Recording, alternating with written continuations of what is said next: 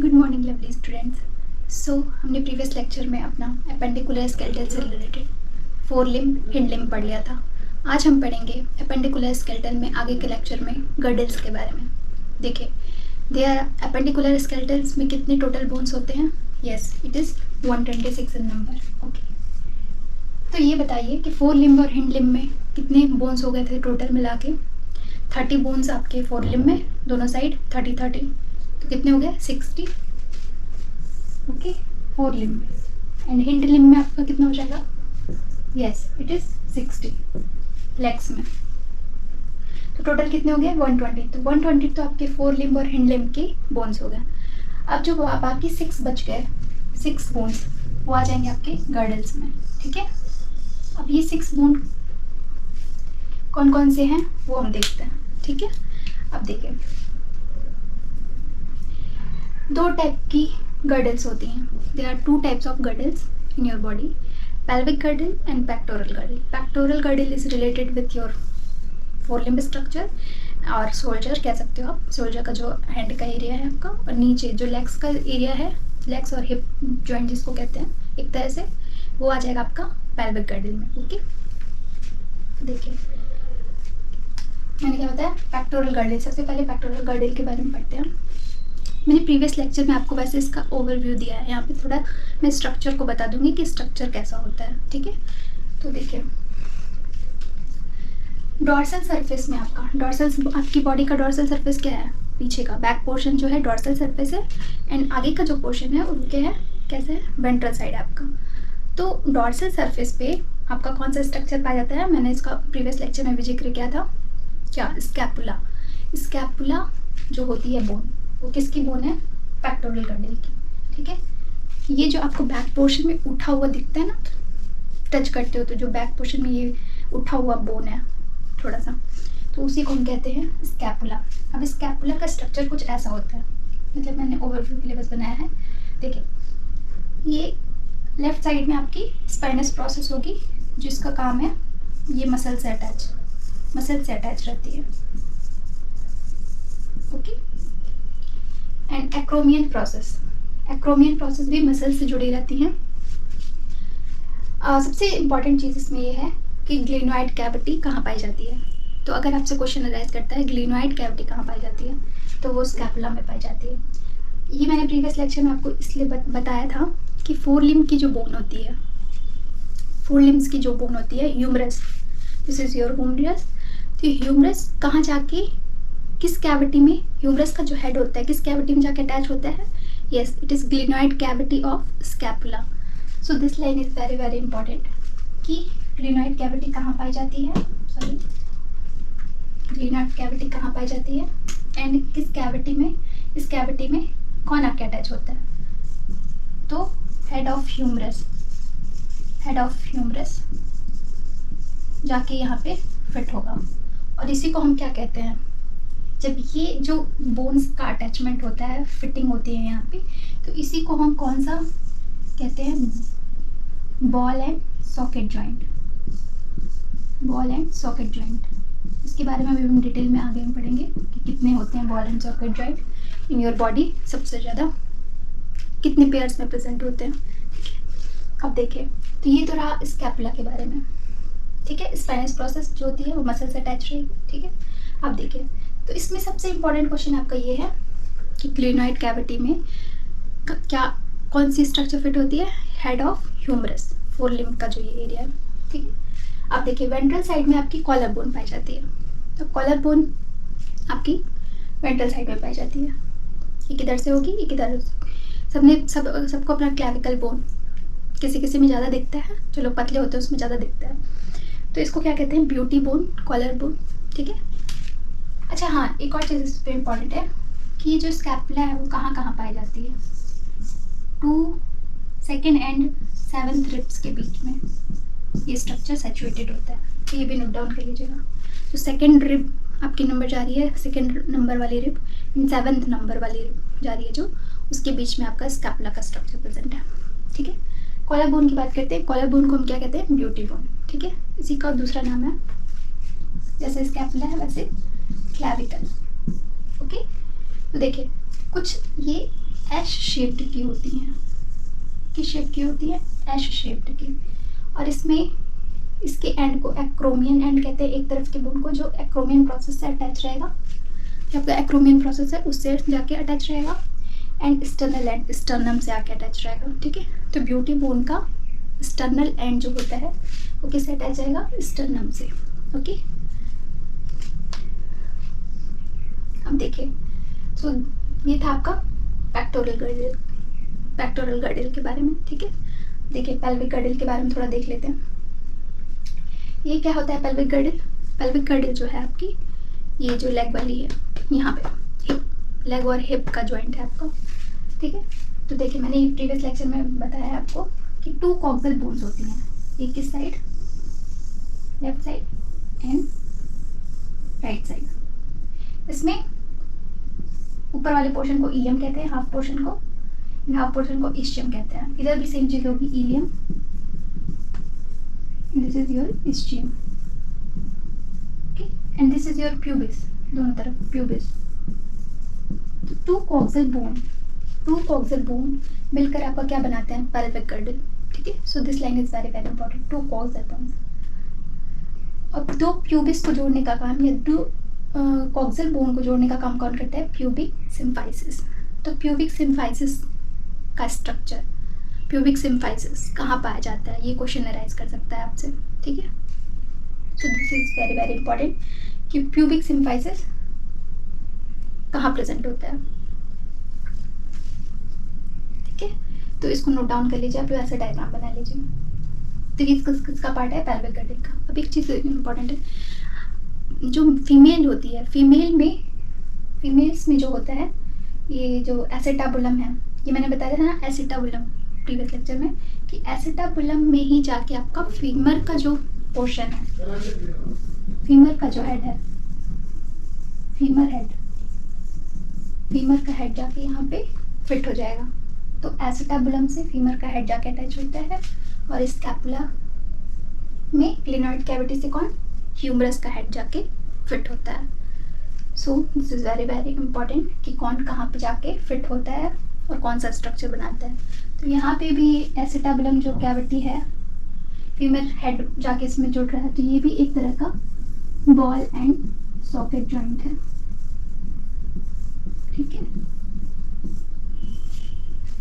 तो total 2 pairs हो गए ना, बॉल एंड सॉकेट। एक इधर आपका बॉल एंड सॉकेट, इधर बॉल एंड सॉकेट, लेग में बॉल एंड सॉकेट, इधर भी ball and socket.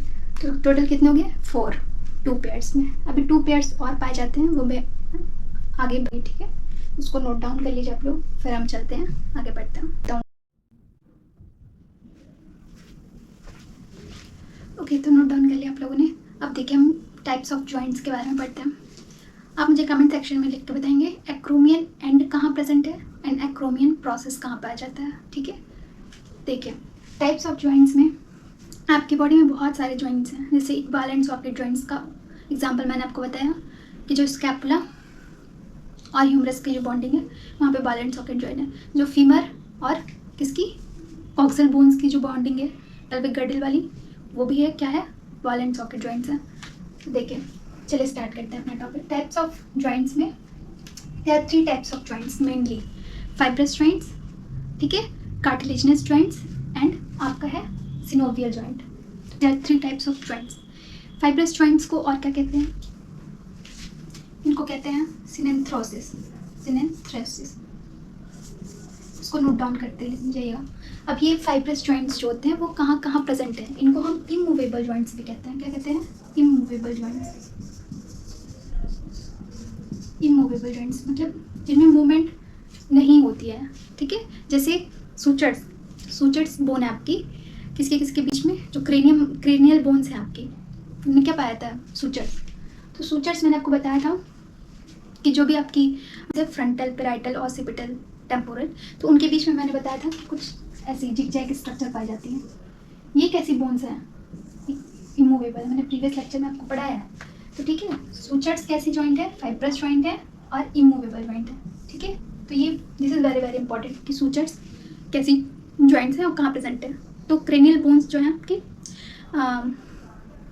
Frontal, parietal, occipital, जो फेशियल बोन्स है, सॉरी क्रेनियल बोन्स है, उनमें उनके बीच बीच में, मतलब मान लीजिए आपका क्या जो फ्रंटल और पैराइटल वाली बोन है उसके बीच में सूचर्स पाई जाएंगी जिगजैग लाइक स्ट्रक्चर में। और ये कैसी जॉइंट्स है? इमूवेबल जॉइंट्स है। ओके, तो इसको नोट डाउन करिए।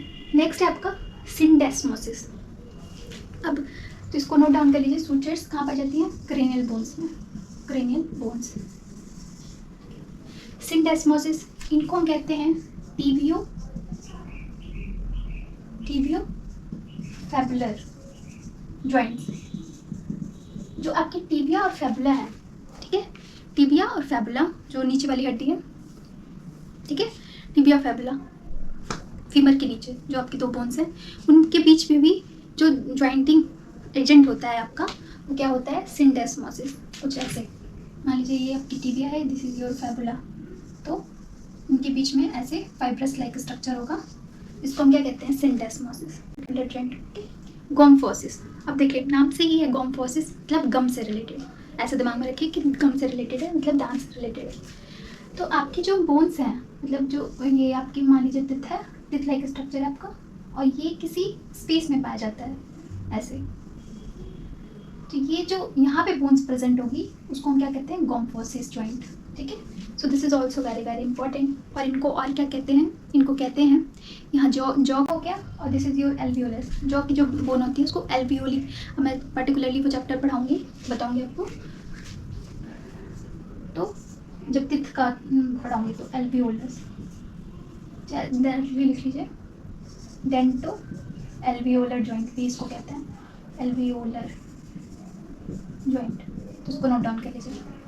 तो दांत आपकी जो टिथ है, ठीक है, टिथ की जो कैविटी है, टूथ की कैविटी और बोन्स के बीच में जो कैविटी होती है, जॉइंट होता है, उसको गोम्फोसिस कहते हैं, ठीक है। So this is also very very important कि गोम्फोसिस कहाँ है आपकी और कैसी जॉइंट है। दिस इज फाइब्रस जॉइंट, ठीक है।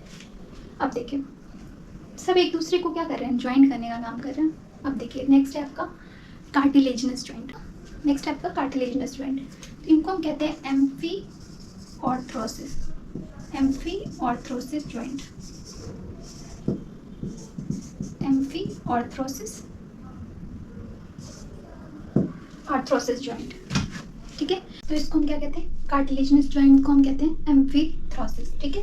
ये कैसी जॉइंट्स हैं? ये स्लाइटली मूवेबल जॉइंट्स हैं, बहुत ज़्यादा मूवेबल भी नहीं और बहुत मतलब इमूवेबल भी नहीं, कैसी हैं? स्लाइटली मूवेबल जॉइंट्स हैं, ठीक है। तो इनको कार्टिलेजिनस जॉइंट्स कहते हैं, ठीक है। अब ये कहाँ कहाँ पाई जाती हैं? आपको एग्जाम्पल्स दिमाग में रखने हैं, कहाँ कहाँ ये वाली जॉइंट्स पाई जाएंगी, ठीक है।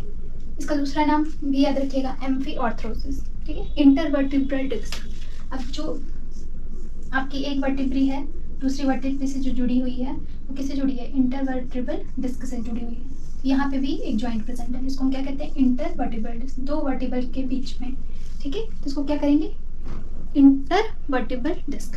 This is type of slightly movable joint या कार्टिलेजिनस जॉइंट, ठीक है। स्टर्नोवर्टिब्रल, अब स्टर्नम जो आपकी है वो भी किससे जुड़ी हुई है? वर्टिब्रल कॉलम से जुड़ी हुई है। तो मैंने बताया था आपको कोस्टल कार्टिलेज जो होती है वो यहाँ पे वर्क करती है, तो ये भी कार्टिलेजिनस जॉइंट है, ठीक है। प्यूबिक सिम्फाइसिस, अभी मैंने बताया कॉक्सियल बोन, दो कॉक्सियल बोन्स को जोड़ने के लिए प्यूबिक सिम्फाइसिस होती है, ठीक है। कहाँ प्रेजेंट है? पेल्विक गर्डल में, अभी मैंने पढ़ाया जस्ट, ठीक है। प्यूबिक सिम्फाइसिस भी क्या है? एक कार्टिलेजिनस जॉइंट है।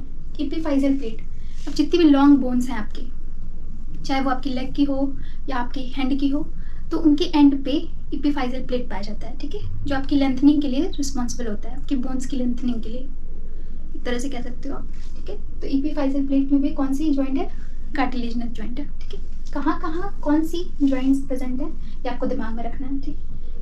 अब मैंने गोम्फोसिस के बारे में जो बताते हैं, यहाँ पे एक और चीज़ लिख लीजिएगा कि इसको पेग एंड सॉकेट जॉइंट भी कहते हैं। पेग सॉकेट जॉइंट क्यों कहते हैं? क्योंकि जो टिथ है वो पेग लाइक स्ट्रक्चर में होती है, इसलिए। तो गोम्फोसिस को पेग एंड सॉकेट जॉइंट भी कहते हैं, ऐसे भी आपसे क्वेश्चन अराइज कर सकते हैं, ठीक है। अब लास्टली आपका साइनोवियल जॉइंट, साइनोवियल जॉइंट को हम एक और नाम से जानते हैं एंथ्रोसिस, एंथ्रोसिस। ये क्या है? ये पूरी तरह से मूवेबल जॉइंट है, प्योरली मूवेबल जॉइंट्स, ठीक है, प्योरली मूवेबल जॉइंट्स। तो यहाँ पे स्पेस नहीं है तो मैंने उधर लिख दिया, ठीक है। तो साइनोवियल जॉइंट्स, जैसे मान लीजिए ये आपकी एक बोन है, and this is your second bone. तो यहाँ पे फ्लूट्स भरे होते हैं, इनको हम कहते हैं साइनोवियल फ्लूट्स। क्या कहते हैं? Synovial flutes. इनके चारों तरफ एक मेम्ब्रेन लाइक स्ट्रक्चर होता है जिसको साइनोवियल मेम्ब्रेन कहते हैं, और इन दोनों जॉइंट्स को क्या कहेंगे? Synovial joint. I hope this will be clear to you. ठीक है, तो ये कहाँ कहाँ साइनोवियल जॉइंट्स होते हैं आपके, और कितने तरह के साइनोवियल जॉइंट्स होते हैं? जहाँ पे ये जॉइंट पाया जाएगा वहाँ पे ऐसा स्ट्रक्चर आपका प्रेजेंट होगा। ठीक है, देखिए शोल्डर, वैसे मैंने बताया है बॉल एंड सॉकेट जॉइंट्स के बारे में कहाँ का प्रेजेंट है। एक तो आपका ये हो गया दोनों साइड में, ठीक है, ग्लेनोइड कैविटी से जो ह्यूमरस जुड़ रही है, ठीक है, और लेग में जो हो गया दोनों तरफ। अब ये मुझे बाबा बताने की ज़रूरत नहीं है बॉल एंड सॉकेट जॉइंट्स कहाँ प्रेजेंट है। ठीक है, तो शोल्डर एंड हिप जॉइंट, तो 2 नंबर ये हो गया। इंकस एंड डिस्टेपिज, जो आपकी इंटरनल ईयर है, इंटरनल ईयर और आउटर ईयर के बीच में जो मिडल ईयर है, मिडल ईयर में 3 बोन्स पाई जाती हैं, वेलियस, इंकस, स्टेपिस। तो इंकस स्टेपिस के बीच भी आपका बॉल एंड सॉकेट जॉइंट पाता है जो कि मूवेबल है।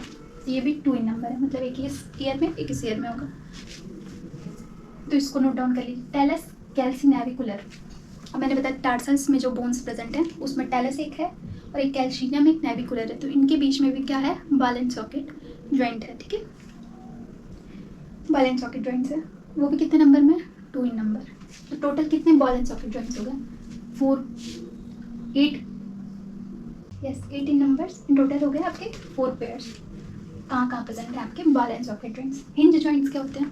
यहाँ पे रोटेशन सिर्फ एक ही तरफ होता है, मतलब आप एल्बो जॉइंट्स जो होती हैं अब एक ही तरफ मूवमेंट करोगे ना, नीचे की तरफ नहीं कर पाते हो। ठीक है, तो जहाँ जहाँ रोटेशन वन साइड ओनली हो पाएगा, वन साइड, तो उसको हम क्या कहेंगे? Hinge joint. जैसे कहाँ कहाँ? एल्बो जॉइंट, तो इसको नोट डाउन कर लीजिएगा। नी जॉइंट, वो एग्जाम्पल्स दिमाग में रखने चाहिए। रिस्ट जॉइंट, रिस्ट जॉइंट, ठीक है, रिस्ट जॉइंट्स नीचे की तरफ तो नहीं कर पाते। ठीक है, एंकल जॉइंट, तो ये सब कैसे जॉइंट्स हैं? हिंज जॉइंट है आपके। अब देखिए पाइवोट जॉइंट, जो आपकी एटलस और एक्सिस की बोन है, जो एटलस और एक्सिस की बोन है वर्टिबल कॉलम की, वो भी कैसी जॉइंट है? मूवेबल है। ठीक है, ये जो मूवमेंट हो रही है आपकी एटलस एक्सिस, उसको क्या कहते हैं? पाइवोट जॉइंट कहते हैं। So this is also very very important. जो नेक की जो बोन है उसको हम क्या कहते हैं? Pivot joint. ग्लाइडिंग जॉइंट, इंटरकार्पल्स, जो कार्पल्स के बीच में है, मेटाकार्पल्स ये है आपकी। ठीक है, कार्पल्स के बीच में जो बोन्स हैं उनको क्या कहेंगे हम? ग्लाइडिंग जॉइंट्स कहते हैं। ठीक है, क्या कहते हैं? इंटरकार्पल्स। इंटरकार्पल्स के बीच में आपकी ग्लाइडिंग जॉइंट्स होती हैं। ठीक है, या इनको स्लाइडिंग जॉइंट्स भी कहते हैं। इंटरटॉर्सल्स, जब भाई कॉर्पल्स के बीच में है तो टॉर्सल्स के बीच में भी जो ये 4 पेयर में बोन्स होती हैं। ठीक है, और स्टर्नोक्लेविकल, अब क्लेविकल और स्टर्नम के बीच भी जॉइंट्स होती हैं। कैसी जॉइंट्स हैं? Gliding joints. आपको एग्जाम्पल्स दिमाग में रखने हैं कहाँ कौन सी जॉइंट्स प्रेजेंट है। ठीक है, तो ये हो गया आपका pivot joint, gliding joint, hinge joint, and ये तो लास्ट वाला था। चलिए कॉन्डाइलर जॉइंट। अब जो आपकी ऑसिपिटल बोन है, क्रेनियल बोन में ऑसिपिटल जो लास्ट बोन है आपकी क्रेनियल बोन की, उससे अटैच क्या रहता है आपका? एटलस। तो एटलस और ऑसिपिटल के बीच में जो बोन है वो क्या कहलाती है? Condylar joint. मैंने आपको प्रीवियस लेक्चर में बताया है कॉन्डाइलर के बारे में। ठीक है, उसको इलिप्सोइडल जॉइंट भी कहते हैं। ठीक है, अब वही उसको जो एटलस है आपकी यस वाली जो मूवमेंट होती है वहाँ पे condylar joint present. Saddle joint between metacarpals, जो आपकी मेटाकार्पल्स हैं, मतलब ये जो आपकी जो थंब की बोन है, थंब के मेटाकार्पल एंड कार्पल्स के बीच में जो बोन होती है उसको क्या कहते हैं? Saddle joint. ये जो थम्स अप देते हो तो उससे दिमाग में रखिएगा saddle joint. Metacarpals and carpals, thumb से याद रखिएगा, थंब से स्पेशली, कि जो थंब के मेटाकार्पल्स की बोन है कार्पल से जुड़े रहती हैं, उन्हीं को हम क्या कहते हैं? Saddle joint. So this is all about the joints, types of joints. ये स्केलेटल सिस्टम का मैंने लास्ट लेक्चर लिया है। स्केलेटल सिस्टम मोस्टली ख़त्म ही हो गया है। ठीक है, इससे रिलेटेड कुछ रह जाएगा तो मैं आपको आगे के लेक्चर्स में पढ़ा दूंगी। लेकिन आपका स्केलेटल सिस्टम जितना मतलब कॉम्पिटिटिव एग्जाम्स में राइज करता है क्वेश्चन नीट लेवल पे या किसी भी लेवल पे,